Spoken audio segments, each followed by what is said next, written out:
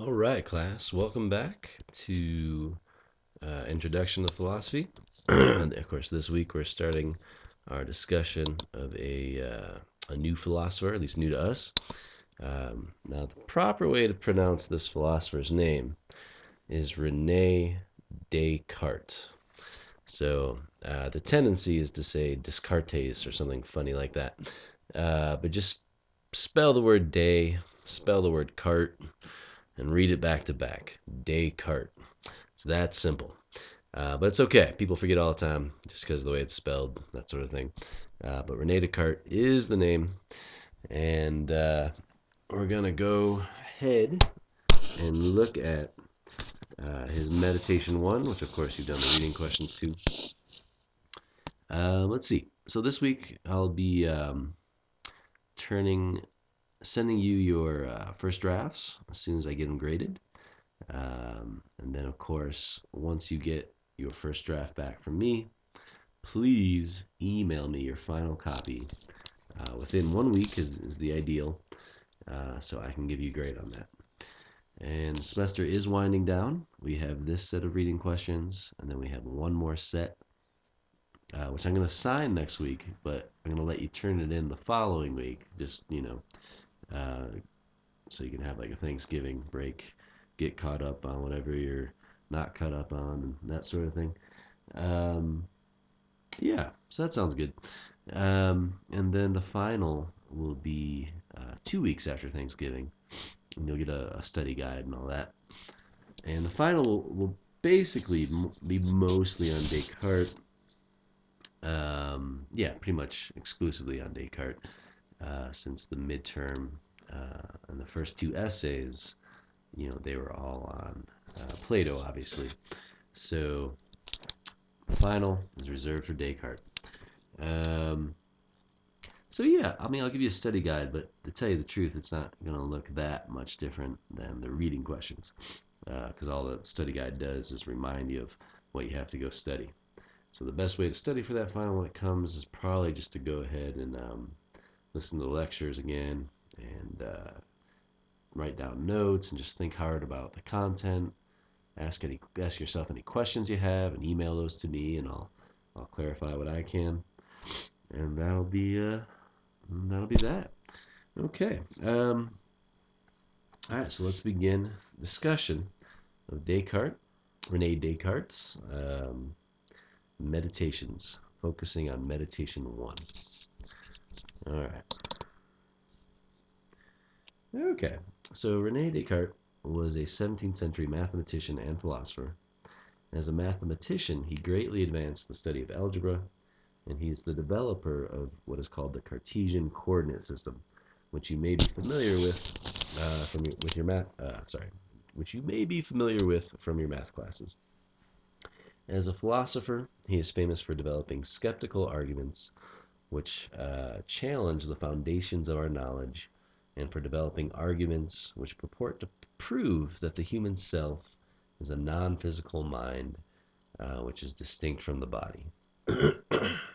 Now, regarding the former, the skeptical arguments which challenge the foundation of our knowledge, Descartes never intended to end up a skeptic about knowledge.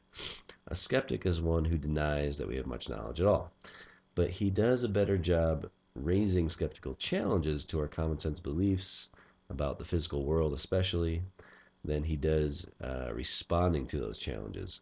So one of the great ironies of this text is, he begins by forwarding arguments that we don't really know much at all. Later, he tries to get himself out of the mess he created. Uh, the arguments that get him into the mess are actually a little more interesting than the ones in which he uses to try to get out, because they're more powerful arguments.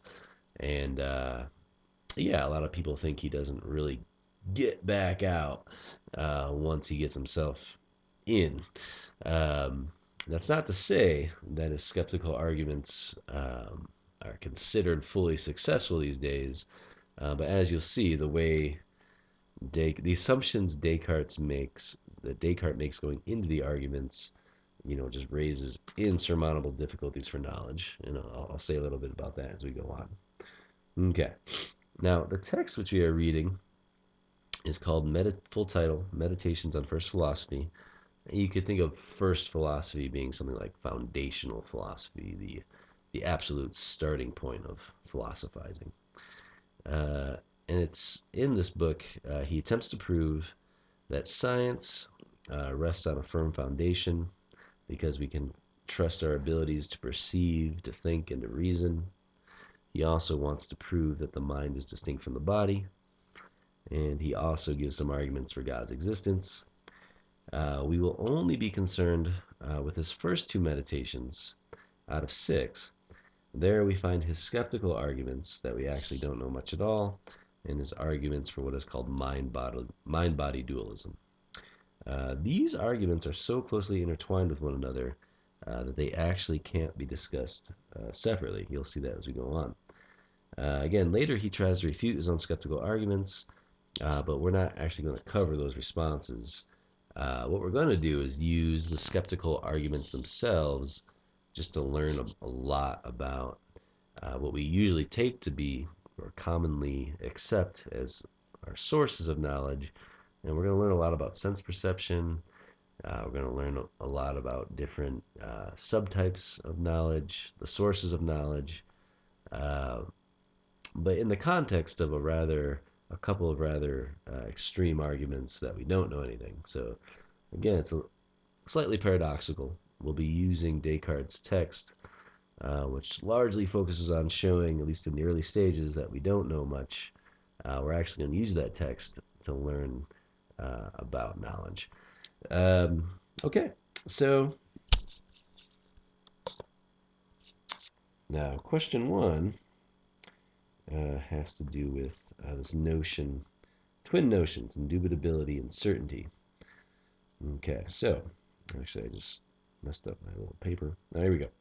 All right, so we begin with Descartes at the beginning of the Meditations, thinking deep thoughts in front of his fireplace. It is evening, he's by himself, and he wants to know if he has any beliefs which he should not doubt at all, because it is absolutely impossible for him to be wrong concerning those beliefs. More specifically, he has undertaken a search for beliefs which are both certain and indubitable.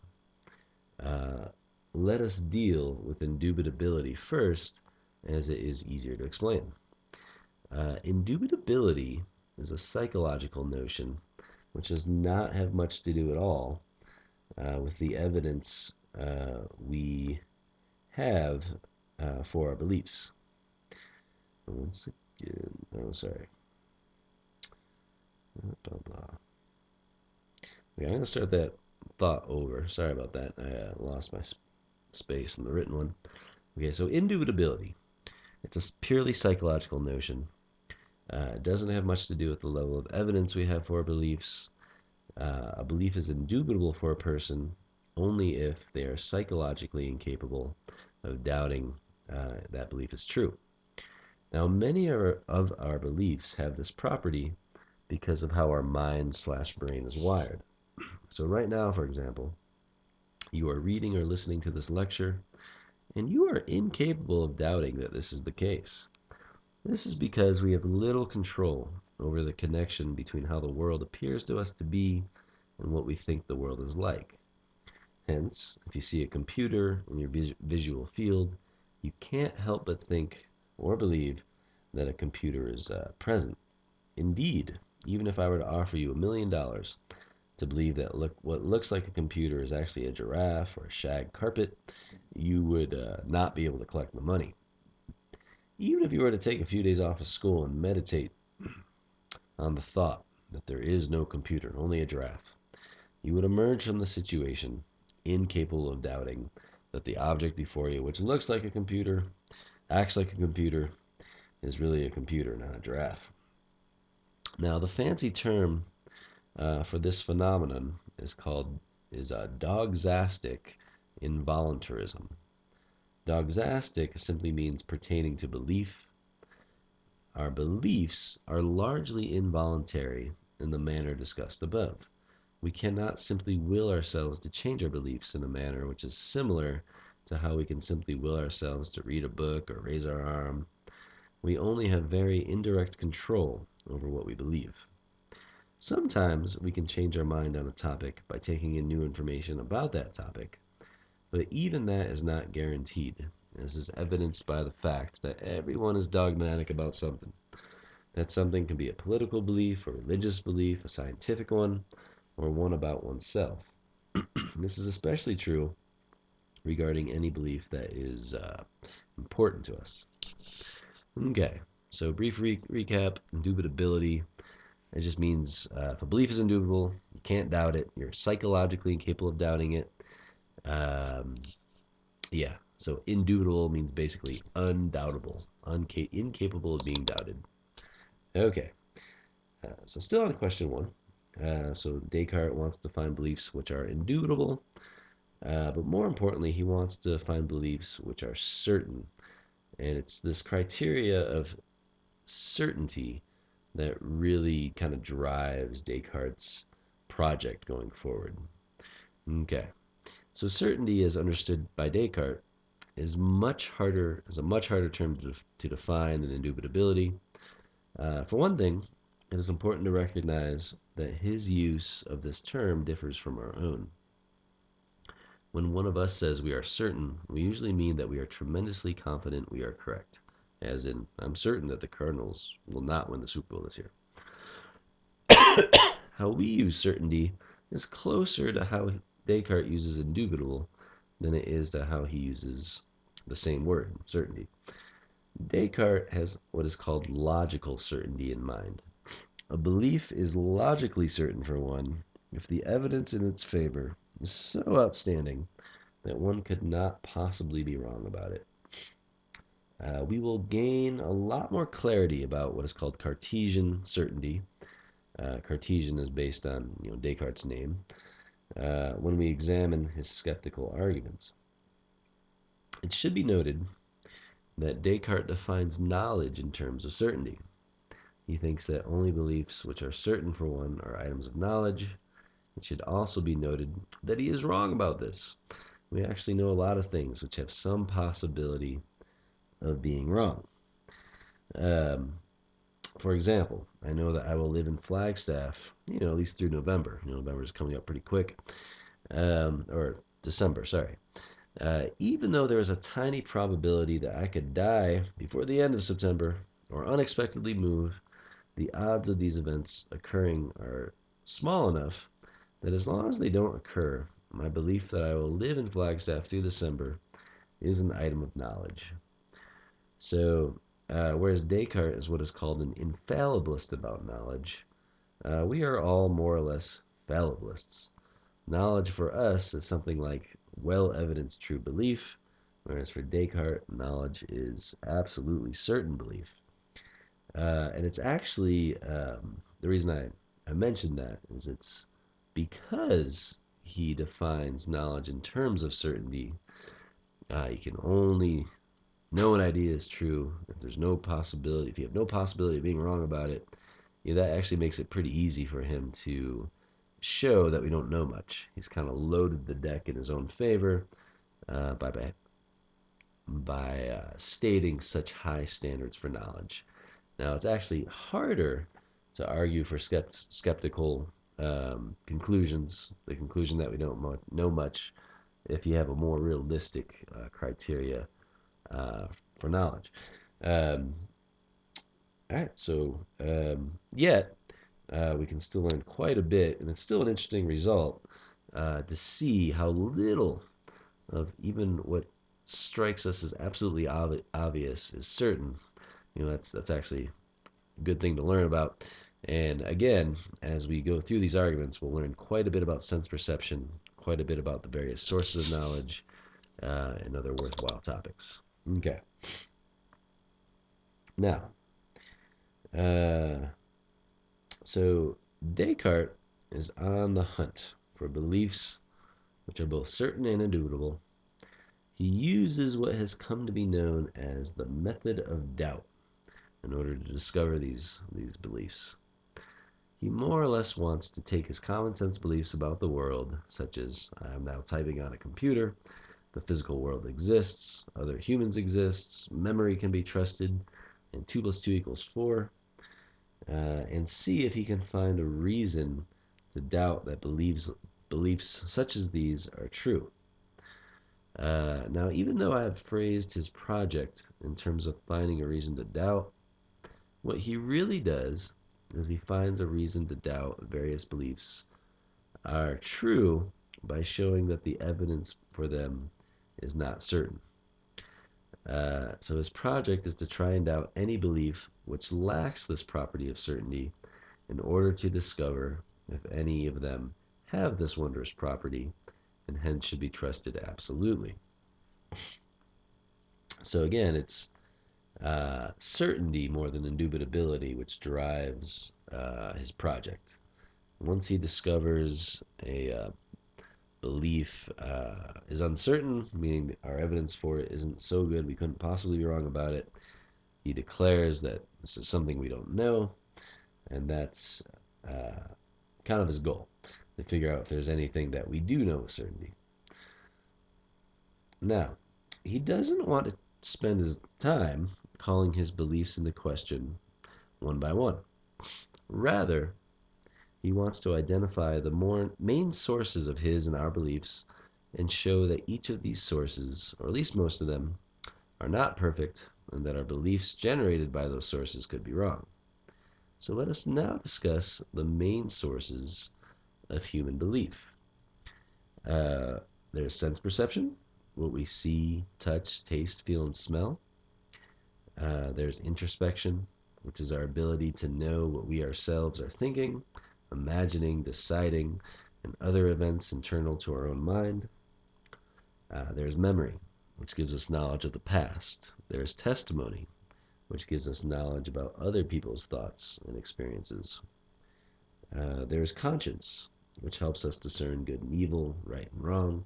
And finally, there is conceptual reasoning. Descartes, mathematician that he is, he relies rather heavily on this source of belief, this potential source of knowledge. Conceptual reasoning is the knowledge that we have which is based on an understanding of what various concepts or terms or ideas mean. For example, we know that 2 plus 2 always equals 4 because we understand what each of these terms mean. We don't have to prove this is true by going out and gathering a bunch of examples of 2 objects and adding 2 more and then counting them to make sure they add up to 4. Once we understand what is meant by these symbols, we see that this is a necessary truth, or at least this is how we typically think of these things. So again, just by understanding what plus means and equals and 2 and 4 means, you just can kind of piece together, I see, you got 2 things and 2 more, and you got 4 of them. You don't have to collect examples in order to prove this. It's all based on an understanding of the concepts involved. Similarly, one does not have to survey bachelors, for example, in order to figure out if the claim that all bachelors are unmarried is a true statement. Just imagine the following ridiculous dialogue. Hey Bob, are you a bachelor? Yeah. Are you married? Nope. All right. We have more confirmation that bachelors are unmarried.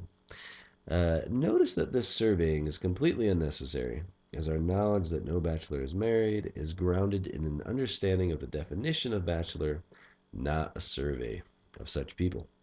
As you shall see, Descartes will often use conceptual reasoning to undermine other sources of knowledge. And, we'll point this out a little bit as we go along when this happens.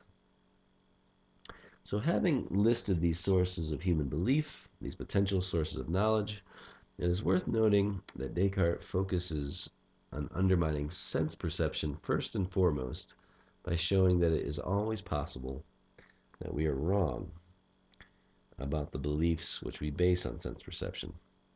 Since we can't be certain that these beliefs are true, and since knowledge requires certainty according to Descartes, sense perception turns out to not be a source of knowledge.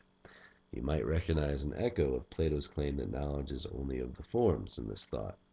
Descartes, however, does not hold to the theory of forms, yet he makes a somewhat similar point regarding knowledge of the physical world. He doesn't really think there is much. Well, actually, by the end of the meditations, he thinks there is again, but the arguments we'll cover, they call that into question. Okay. Now, um, common errors in sense perception. So I think we're on. I don't have the questions out, but if you do, you should be easily able to tell which question this slide matches up with. We're beginning the assault on sense perception. So Descartes begins his assault by simply noting that under certain circumstances, we often make errors regarding what we think we see. We have trouble believing correctly regarding objects which are either very small or very far away. We have all experienced this, hence there is really no need for explanation. Descartes then notes that it is much harder to be wrong about larger objects which are closer to us. Perhaps we can be certain about these. For example, it is very hard to imagine, I could be wrong, that there is a computer in front of me, or that I am in Macy's Coffee House. At least I was there when I wrote the lecture. I'm not really there now that I'm recording it. Well, let's just pretend I'm still there. So have we found the certain foundations we're looking for? Of course we have not. But in order to see why, Descartes has to use an argument which raises concerns which we would not ordinarily take all that seriously. This brings us to Descartes' famous dream argument against the reliability of sense perception. Oh, that's funny.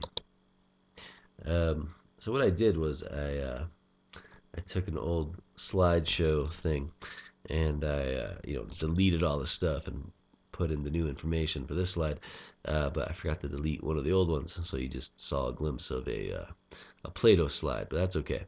I'll just skip that one. We'll go to the right one. Okay, so the dream argument. So here I sit at a table in the corner of the coffee shop. I see the familiar pictures on the wall.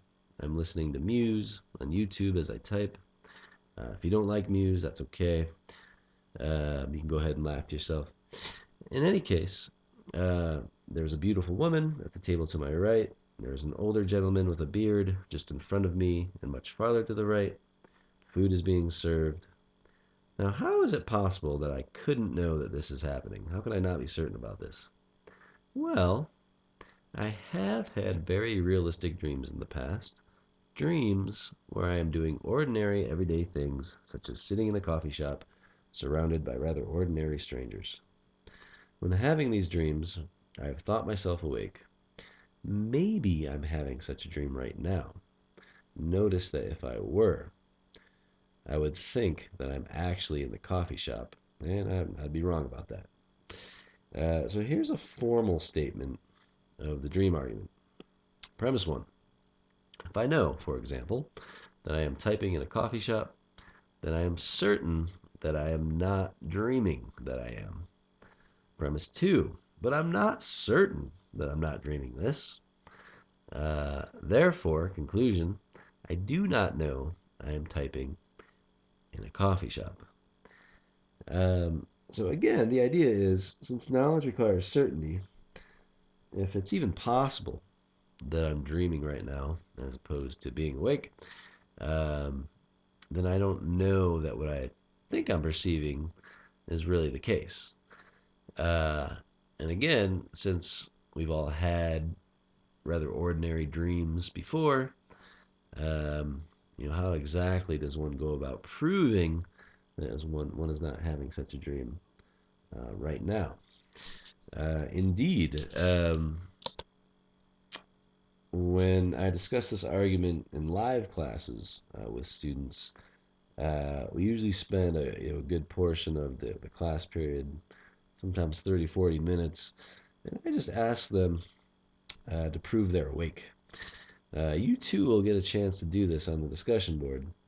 But before you do, I want to give you a common objection to the argument, which clearly does not work. So you might think to yourself, My dreams are far more exotic and bizarre than my ordinary waking life. So since what I'm experiencing right now isn't particularly bizarre or out of the ordinary, I can't be dreaming. But if you think about it, only some of your dreams are like this. I'm guessing this, but you have had other dreams which are quite ordinary. Hence, you might be having a dream of the ordinary type right now.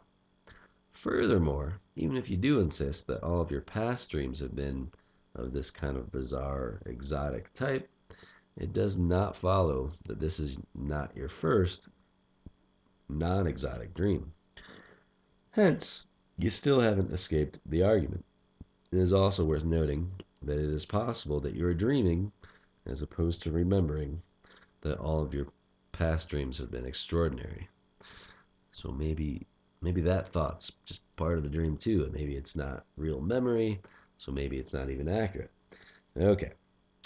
Um, so, uh, again, since we can't prove, or unless we can prove with certainty that we're not dreaming, we can't know that we're awake. If we can't know that we're awake, we can't know, the particular facts that we think we know about the present moment, such as, you know,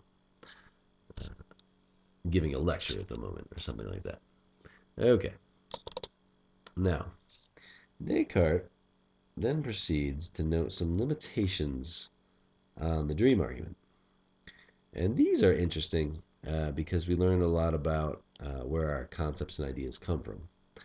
Okay, so question 4 concerns these limitations. Not every belief, not even every belief based on sense perception, is undermined by this argument. My conceptual knowledge is intact, so let me do that little thing again.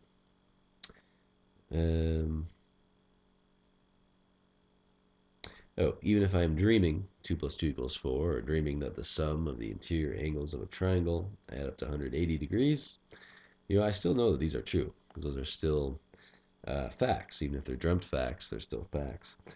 Okay, furthermore, I can only dream of an object if I had prior experience with such an object, or at least something similar in my waking life. So think of colors and shapes. We cannot imagine a new color. Actually, shape's a little trickier. Maybe you can imagine a kind of subtle permutation on a shape you've already seen. But let's focus on color. We need to experience a color in order to think about that color. Go ahead, imagine a new color. Any luck? Similarly, even mythological figures, which seem rather radically different at first glance from what we come across in our everyday life, they're really just recombinations of real things. So a unicorn is a horse with a horn on its head, a fawn is a goat man, etc. Hence Descartes knows that he must have been awake at one time or another in order to get the raw materials for his dream concepts.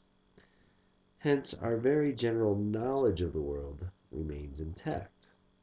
I might not know that I am in a coffee shop right now, but I do know that I must have been in something like a coffee shop before, so I kind of know what a coffee shop is, in order to later dream up a similar experience.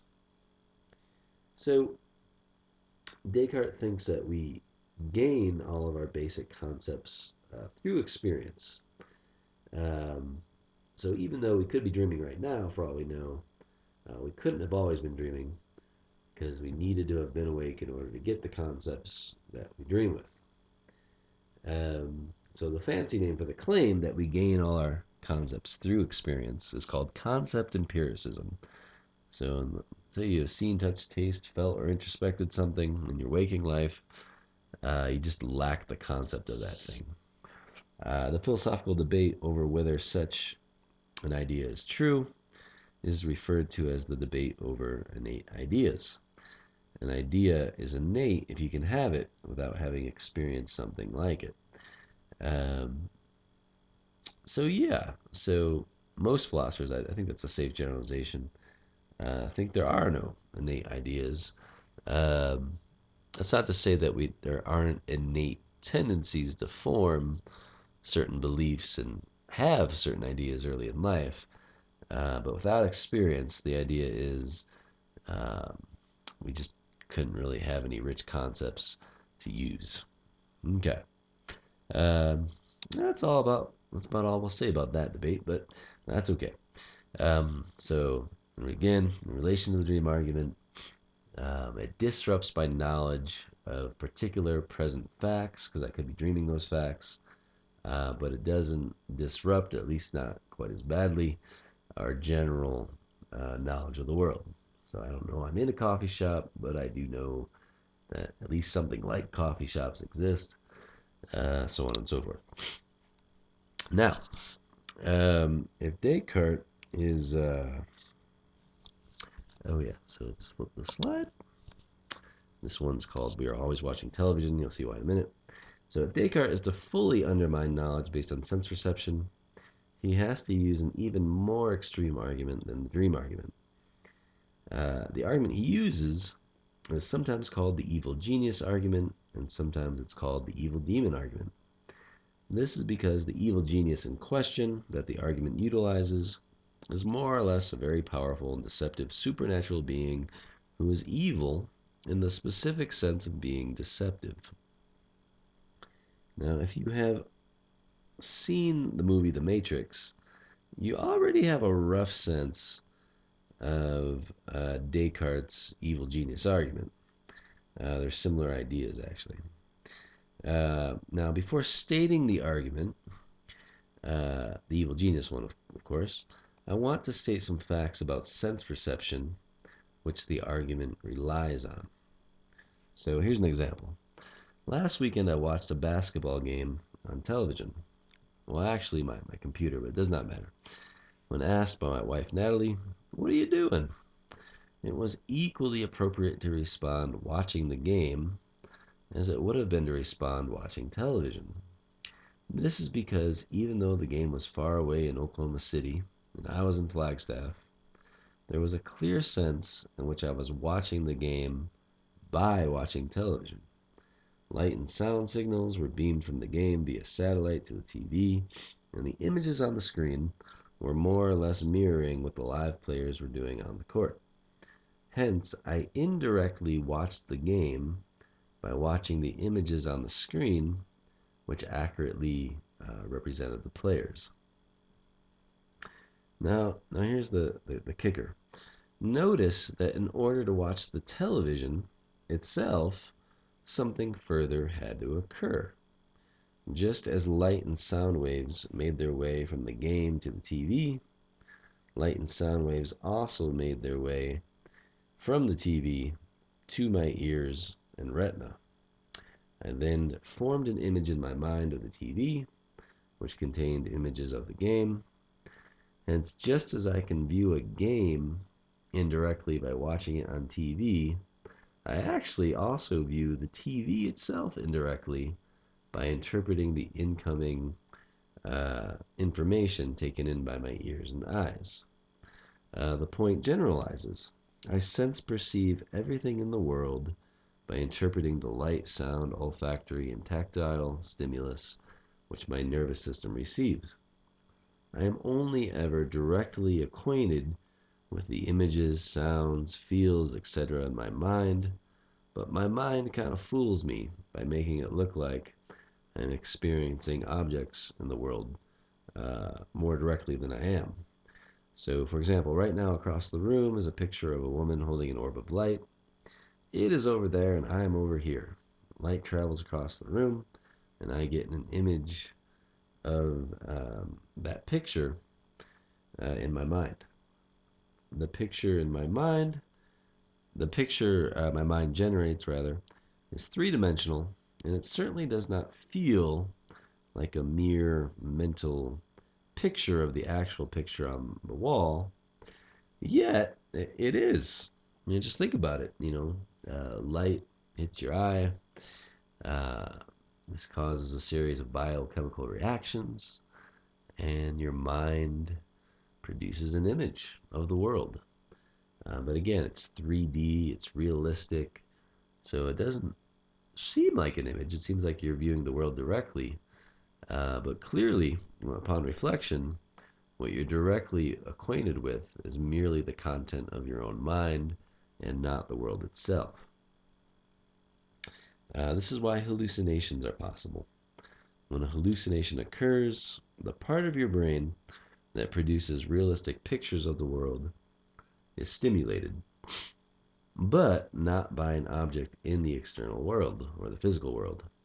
Hence, the world appears to contain an object which it does not contain. In the Matrix, the brain is constantly stimulated to imagine what appears to be the external world. The parts of the brain which are tied into our senses are stimulated directly by a computer. So there is no incoming light waves which hit your eye and then, cause various brain chemical processes to proceed. Rather, it's a computer bypassing the eyes and just stimulating the brain directly in the movie. Hallucinogenic drugs, they kind of do the same thing to the mind. If sense perception were not always indirect in the way described, such hallucinations would not be possible. But they are possible precisely because there's this sense in which, again, we're always watching television. We're always viewing directly a picture in our mind which kind of correspond or matches up with what's going on in the external world. So again, just as by watching images on a TV, you're watching the game. By watching images generated by light waves, which have found their way to our retina,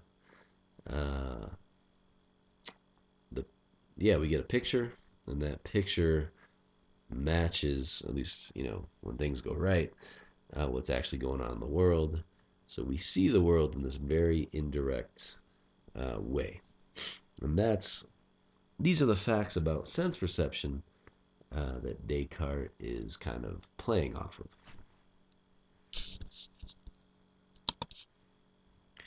Oh, that's funny.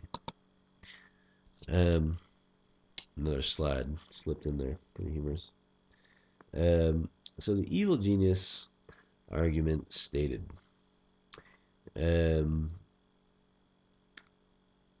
So Descartes, his evil genius thought experiment is actually a little more extreme than the Matrix.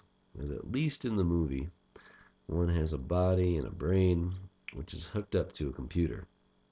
In Descartes, in his thought experiment, we have no body and we have no brain. He imagines the following is possible. We are just a non-physical mind which contains images of our body, our brain, and everything else in the world that we appear to see. These images are consistently implanted in us by a far more cunning, supernatural mind. All that exists is oneself and the evil genius or evil demon who is also without a body. Now, it is important to realize that Descartes does not believe the evil genius is real, nor does he believe that he himself actually has no body. I ain't got no body. No, sorry.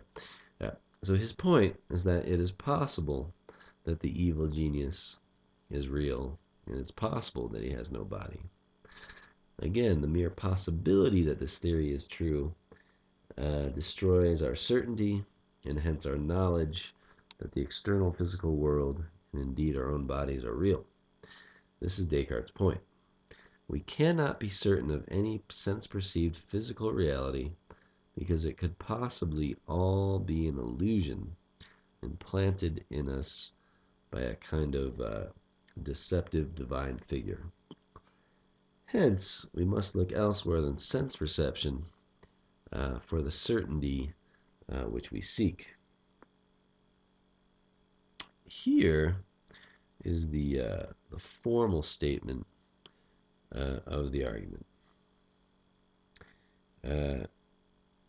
If I know the external physical world, including my body and my brain, is real, then I am certain that the evil genius hypothesis is false.